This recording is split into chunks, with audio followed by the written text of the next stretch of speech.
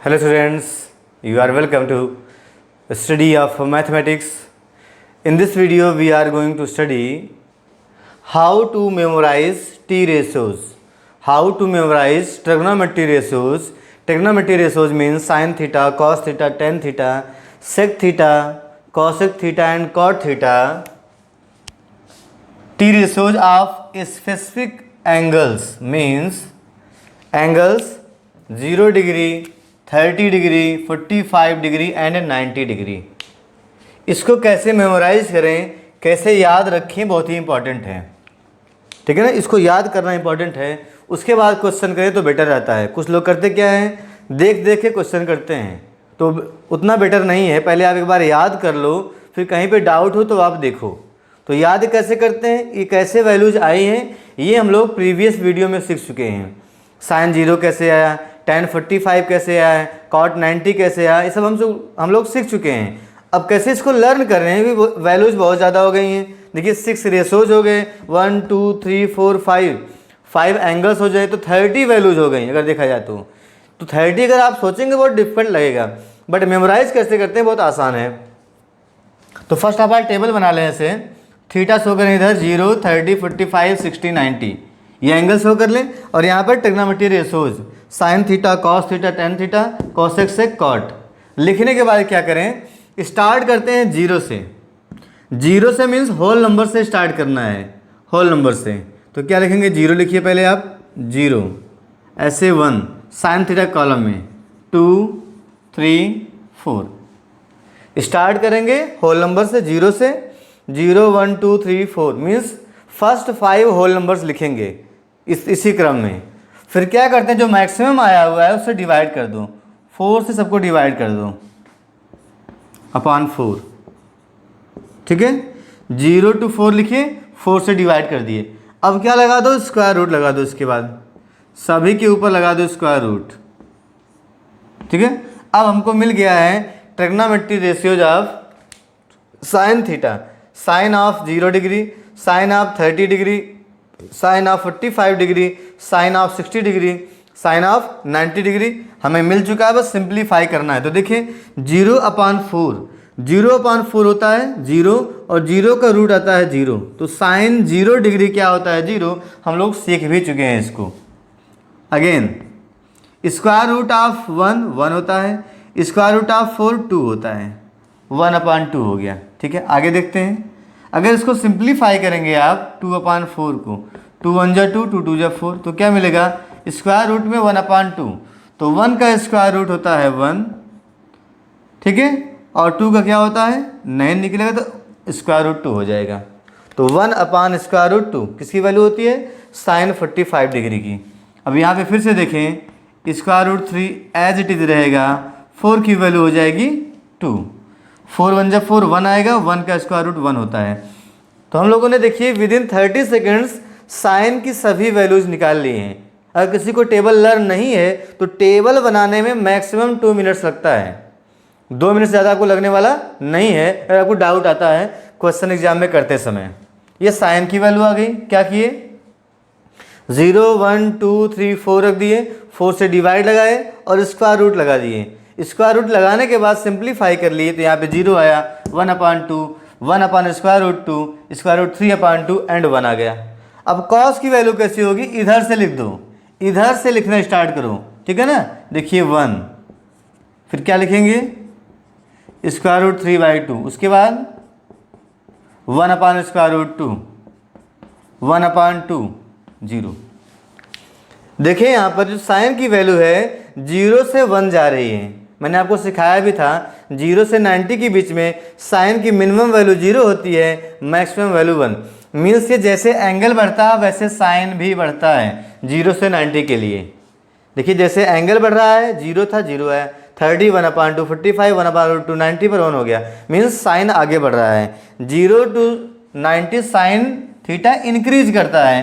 कहने का मतलब मेरा ये है, क्या कर रहा है, इंक्रीज कर रहा है। चाहे तो साइड में दिखा भी दें ऐसे, इंक्रीजिंग।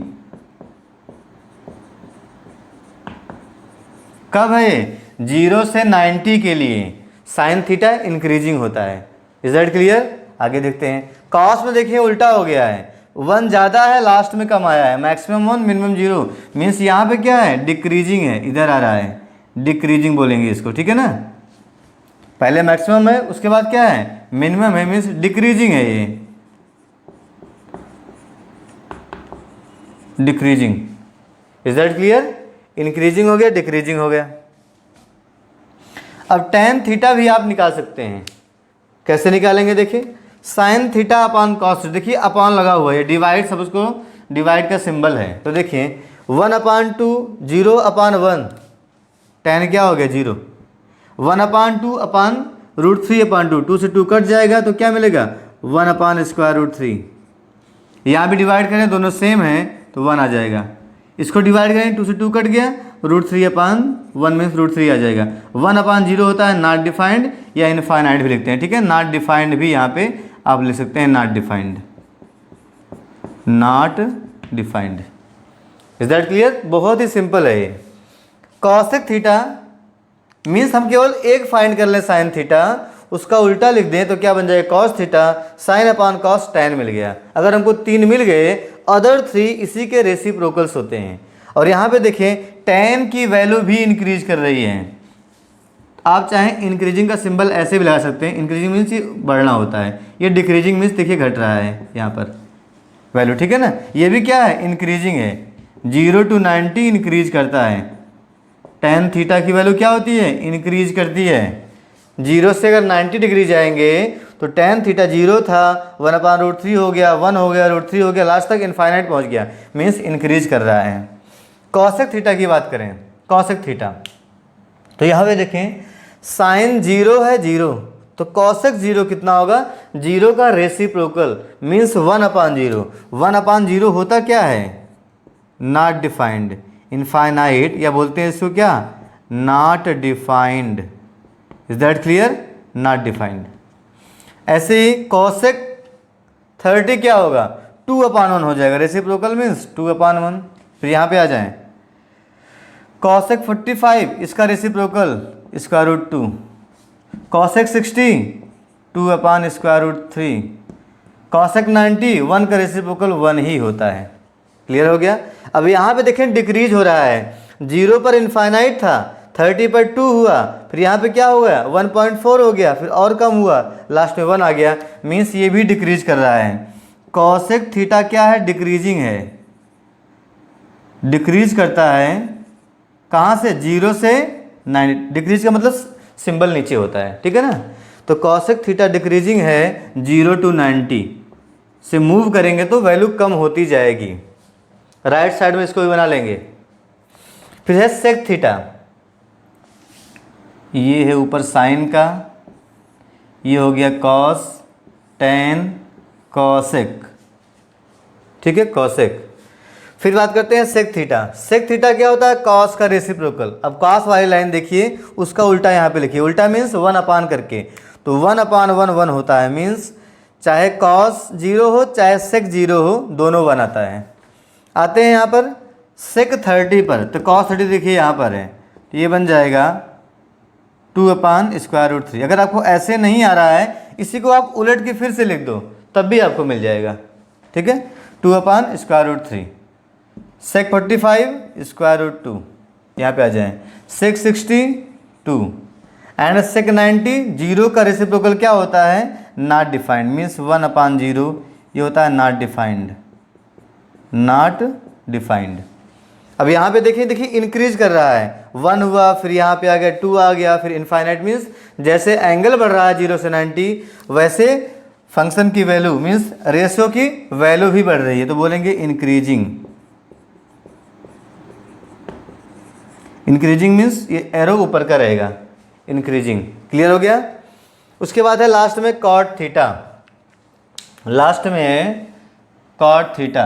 अब यहाँ पे आप लिख लें 0 to 90 क्या हो रहा है, यहाँ पे लिख सकते हैं 0 डिग्री टू 90 डिग्री में क्या हो रहा है, ये लिखा गया है, इंक्रीजिंग है कि डिक्रीजिंग है, मैंने यहाँ पे लिख दिया है 0 to 90 के लिए, 0 है, थीटा नहीं है, 0 to 90, ठीक है।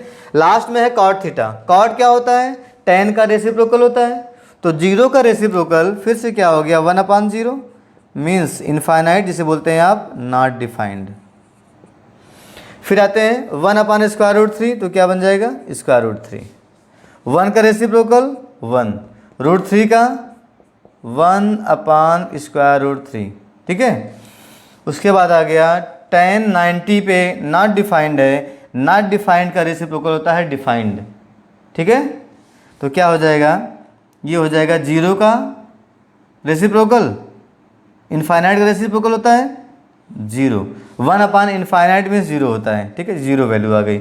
अब यहाँ पे कॉट का देखें, पहले इनफाइनाइट था स्टार्टिंग में जब एंगल 0 था, 30 हुआ √3 हो गया, 45 पे 1 हो गया, कम हो रहा है, मीन्स डिक्रीजिंग है, 0 to 90 डिक्रीजिंग, ठीक है। यहाँ पे स्पेस नहीं है, आप समझ लेंगे, ये डिक्रीजिंग मैं यहीं पे लिख दे रहा हूँ, यहाँ पर ही डिक्रीजिंग।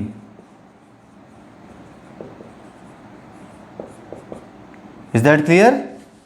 डिक्रीजिंग होगा यहाँ पर, तो ध्यान दें, increasing decreasing, increasing decreasing, increasing decreasing, means ये भी क्या अल्टरनेटिवली है। आपको ये भी बहुत लर्न नहीं करना है, आपको ऑर्डर बस ये याद हो क्या, sine cos tan, cosec sec cot, sine cos tan, फिर यहाँ से इसका रेसिप्रोकल लिखो कॉसेक सेक कॉट। तो अगर यहाँ से देखेंगे 0 to 90 साइन थीटा इंक्रीजिंग है, 0 to 90 कॉस थीटा डिक्रीजिंग है, 0 to 90 टेन थीटा इंक्रीजिंग है, 0 to 90 कॉसेक थीटा डिक्रीजिंग है, 0 to 90 सेक थीटा इंक्रीजिंग है, and 0 to 90 cot theta decreasing है। स्टार्ट हुआ इंक्रीजिंग से, देखिए increasing decreasing, increasing decreasing and this. इसको आप कंप्लीट नोट कर लें, ये बहुत ही यूजफुल है, इस पर MCQs बहुत बनते हैं, एक 1 लाइनर क्वेश्चन बहुत इस पर बन जाते हैं। अब इसमें आपको लर्न कितना करना है, ये आप टेबल बना सकते हैं एनी टाइम, तो मैं समझाने में इतना टाइम लग रहा है, अगर आप बनाएंगे तो विदिन 2 मिनट से पूरा टेबल बना सकते हैं, ठीक है। अब देखिए लर्न कितना करना है, कम से कम आपको साइन थीटा तो लर्न ही कर लेना है। साइन थीटा अगर लर्न कर लिए, समझ लो आपके माइंड में क्या, साइन 60 हमें पता है √3/2, तो आप cos 60 बता देंगे, इधर से उल्टा होता है 1/2, तो साइन की अगर लाइन लर्न हो गई, उल्टा लिख दिया, हमें cos पता हो गया, और डिवाइड करने पर tan, और इन तीनों का रेसिप्रोकल नीचे लिखा होता है। तो इस सीक्वेंस में आपको लर्न करना है, इसकी अधिक से अधिक प्रैक्टिस करें जिससे आपको पूरा पूरा लर्न हो जाए, ये आपको आजीवन काम देने वाला है, ठीक है। जब तक मैथ्स पढ़ेंगे इसी का यूज करेंगे, हमेशा यही वैल्यू ही हम लोग याद करते हैं। तो ये आपका टॉपिक हो गया, इसको आप नोट कर लें।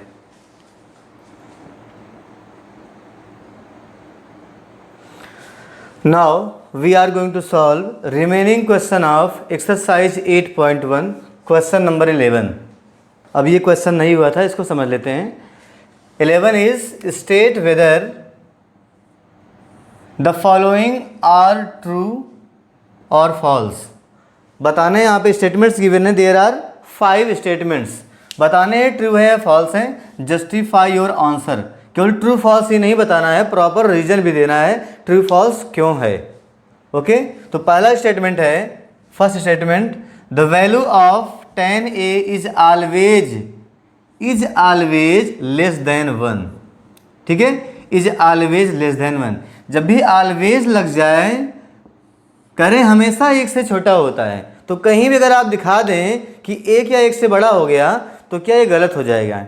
जैसे कोई क्या बोलता है, आई ऑलवेज स्पीक ट्रूथ, तो उसमें क्या है, अगर हमेशा उसने कह दिया, तो क्या अगर कहीं भी उसकी गलती पकड़ ली, आप यहाँ पे झूठ बोले हो, तो उसका स्टेटमेंट पूरा पूरा रॉन्ग हो गया।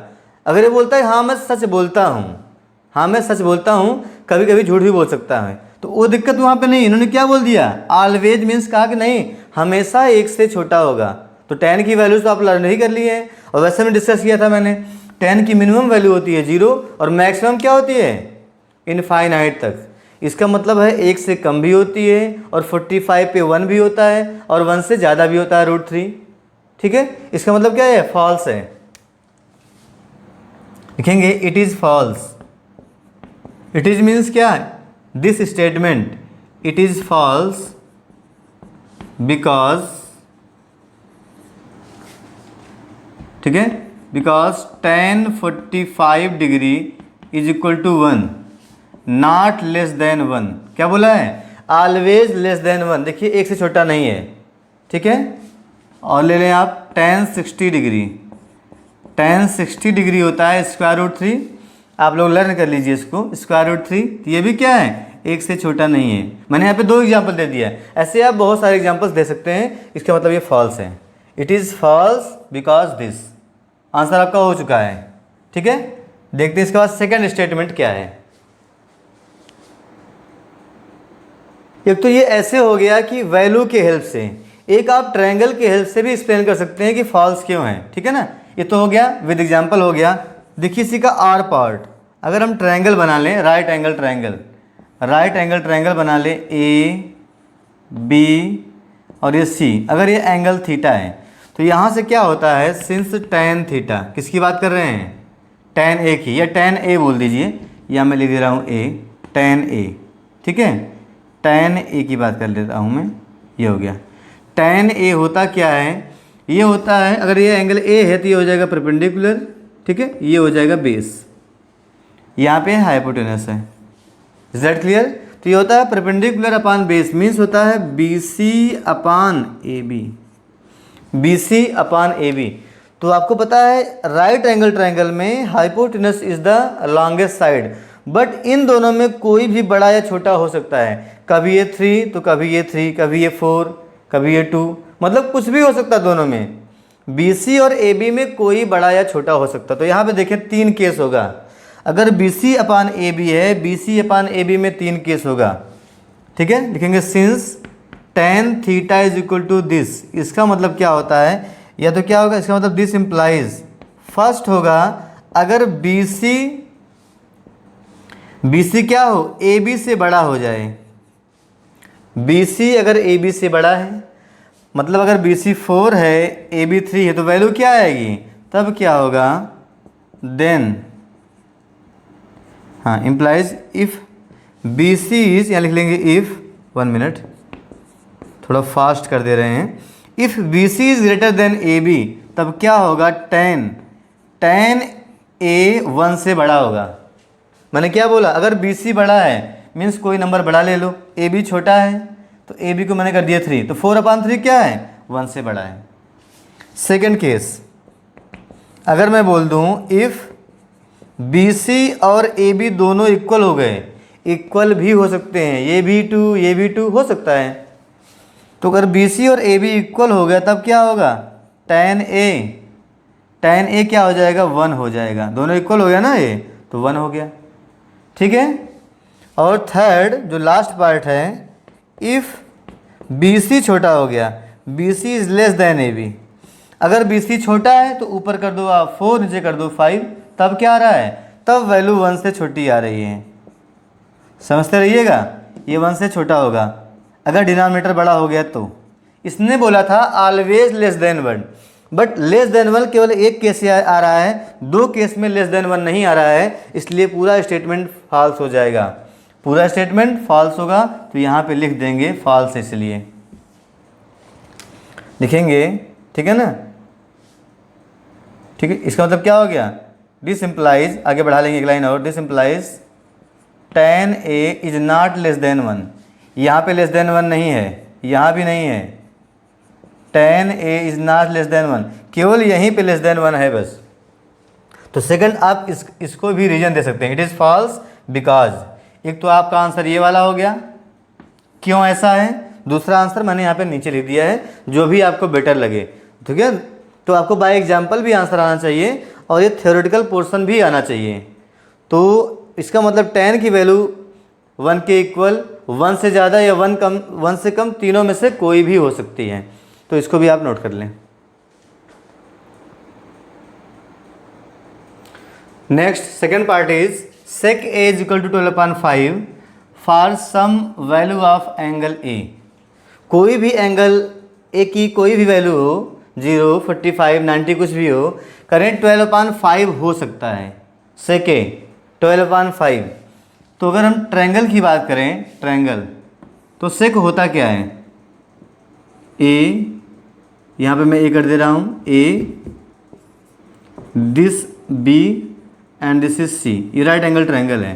तो अगर sec A निकालें यहाँ से, sec A तो क्या मिलेगा देखिए, सेक ए होता है, ये हो गया बेस, ये तो परपेंडिकुलर हो गया, ये बेस हो गया, ये हाइपोटेनस हो गया। तो सेक क्या होता है, हाइपोटेनस अपान बेस होता है, एच अपान बी होता है। और एच यहाँ पर क्या है, H is A C upon A B, A C upon A B. तो आपको पता है राइट एंगल ट्रायंगल में A C is the longest, hypotenuse is the longest side, इसका मतलब ए बी से बड़ा होगा, या जब जीरो होता है तब इक्वल हो जाता है। अगर ए जीरो हो गया तब ए बी और ए सी इक्वल हो जाता है, मतलब 1 होता है। अब आपने सीखा भी है सेक ए सेक थीटा की वैल्यू मिनिमम 1 होती है। कब होती है, जब 90 होता है। कॉस 91 तो सेक 90 भी क्या होता है, 1। तो मिनिमम 1 होता है, मैक्सिमम इनफाइनाइट तक जाता है। तो ये सही लिखा है, क्या लिखा है 12/5। तो यहाँ से चेक कर लें, ऊपर क्या है हाइपोटेनस, सही है, बड़ा है, ये छोटा है, सही है, ठीक है। इसका मतलब क्या हो गया, सो ए सी अगर निकालें यहाँ से कितना लिखा गया है 12/5, ये तो होगा। इसका मतलब ए सी कितना हो जाएगा 12 अगर देखें तो, और ए बी कितना हो जाएगा 5, means A C is greater than A B. सही है, कोई दिक्कत नहीं है, A C is greater than A B. A C क्या है, this implies hypotenuse is greater than a side, किसी एक साइड से बड़ा है, एक करेक्ट होता है, तभी ये क्या है, इट इज़ ट्रू, ये सही है, इट इज़ ट्रू। तो 12/5 सेक ए हो सकता है, सेक ए 12/5 हो सकता है। एक तो हो गया ये ट्रायंगल के हेल्प से, बात समझ रहे हैं क्या कर रहे हैं इसमें, A C upon A B means H upon B. तो एच हमेशा लॉन्गेस्ट होता है और यहाँ पे लॉन्गेस्ट गिवन है, तो सही है, ट्रू है। ये रीजन दिया है बिकॉज, जो पूरा सॉल्व किए ये रीजन है, ठीक है ना। अगर आपको ऐसे नहीं आ रहा है तो आप क्या अप्लाई कर सकते हैं कि हाँ आप एक दिखा दे वैल्यू जो क्या हो 12/5 के बराबर हो, उससे बेटर है आप यहाँ पे यूज करें, बिकॉज किस एंगल की वैल्यू ये होती है आपको नहीं पता है, ठीक है। सेक 45 की होती है, सेक 60 की होती है, 12/5 आपने नहीं पढ़ा है, इसलिए यहाँ पे ट्रायंगल वाला एग्जाम्पल ही देंगे, तभी आपका आंसर करेक्ट होगा। तो दिखा देंगे बिकॉज सेक ए ये होता है, यहाँ से S12 आ गया, B5 आ गया, ठीक है, ए बी, इसका मतलब क्या हो गया, ए सी ए बी से बड़ा है और होता भी है। This implies hypotenuse is greater than a side in right triangle, right triangle में ऐसा करेक्ट होता है, ठीक है ना, इसलिए क्या है, ट्रू है, नोट कर लें।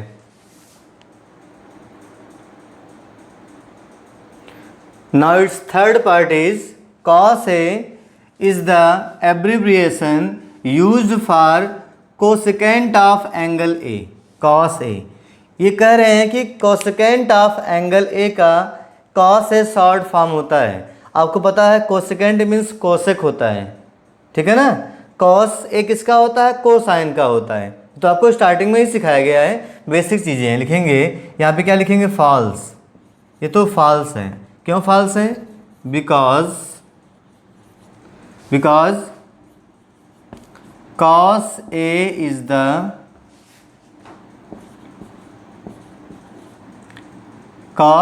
the abbreviation used for, किसके लिए यूज करते हैं, for cosine of angle A, cosine of angle के लिए cos A यूज करते हैं, इसलिए इनकरेक्ट है। इन्होंने क्या बताया है, कोसेकेंट, ठीक है ना, कोसेकेंट के लिए बताया है, बट कोसेकेंट का क्या होता है, कॉसेक होता है, ठीक है।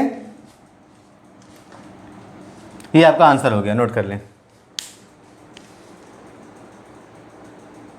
Now fourth part is, statement is cot A is the product of cot and A, ये कह रहे हैं, ठीक है ना, बट ऐसा होता नहीं, आप लोग सीखे भी हो। ये क्या है, फॉल्स। फॉल्स क्यों है, बिकॉज cot A का क्या मतलब होता है, cot A मीन्स होता है कोटेंजेंट ऑफ एंगल A। क्या होता है, कोटेंजेंट ऑफ एंगल A। ये कहीं पे यहाँ पे मल्टीप्लाई नहीं किया जाता है, बस शॉर्ट फॉर्म में लिखते हैं हम लोग कॉट ए, जिसका फुल मीनिंग होती है को tangent of angle A multiply नहीं होता है, एक ही वर्ड, ठीक है ना, एक ही वर्ड इसको आप कह सकते हैं कॉट ए है। कॉट ए मीन्स को tangent of angle A, note कर लें, इसलिए ये फॉल्स है। फॉल्स बिकॉज लिख देंगे यहाँ पे, बिकॉज ये रीजन दिया गया है, because of this.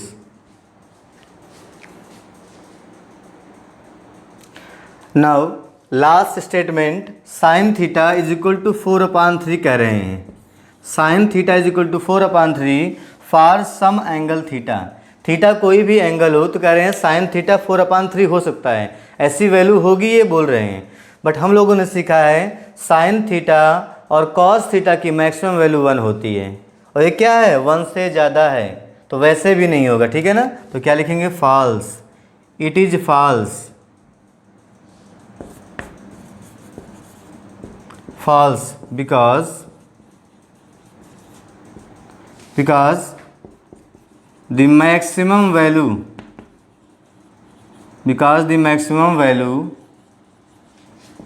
of sin theta is 1। मैंने आपको सिखाया है कि sin थीटा की मैक्सिमम वैल्यू 1 होती है 0 to 90 में, ठीक है। ये तो ये हो गया, 10 तक हम वही पढ़ते हैं, 0 to 90 पढ़ते हैं, ठीक है। एक तो ये हो गया, या आप आंसर कर सकते हैं। और दूसरा रीजन क्या होगा, आप ट्रायंगल बना लें, राइट ट्रायंगल जो बेसिक होता है, ठीक है ना। ये एंगल हो गया थीटा ABC, यहाँ पर 90 है दिस। तो साइन थीटा क्या होता है लिखेंगे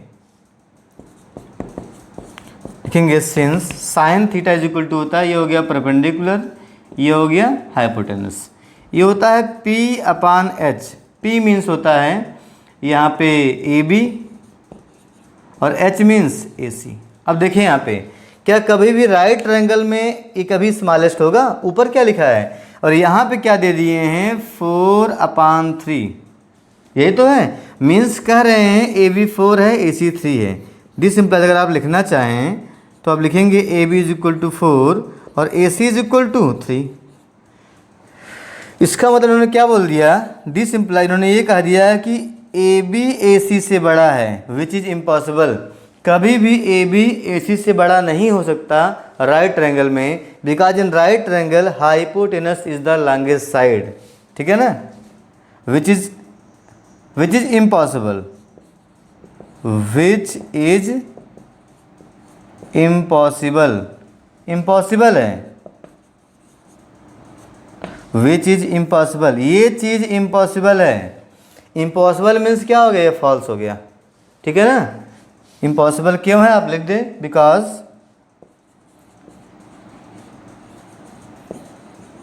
बिकॉज हाइपोटेनस, हाइपोटेनस यहाँ पे क्या है AC, AC is the longest side, because hypotenuse AC is the longest side, note कर लेंगे स्पेस कम है, longest side in right triangle, अच्छे से नोट कर लेंगे इसको, ठीक है, दिख रहा है, ठीक है। क्या लिखा मैंने, विच इज इम्पॉसिबल, इम्पॉसिबल क्यों है, बिकॉज हाइपोटेनस, अब यहाँ पे क्या है AC है, is the longest side in right triangle.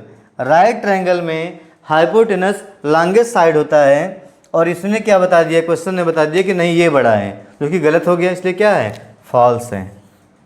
तो मैंने यहाँ पे 2 रीजन दिया है, एक तो ये वैल्यू से, और सेकंड मैंने यहाँ पे फिगर बना के आपको बता दिया, ये प्रॉपर रीजन था, ठीक है। तो ये क्वेश्चन नंबर 11 था 8.1 का, जो कि मैंने अभी छोड़ रखा था, इसको भी मैंने एक्सप्लेन कर दिया है। अब इसके बाद हम लोग सॉल्व करेंगे trigonometry ratios of specific angles पे based problems, that is exercise 8.2, ठीक है। इसे आप नोट कर लें।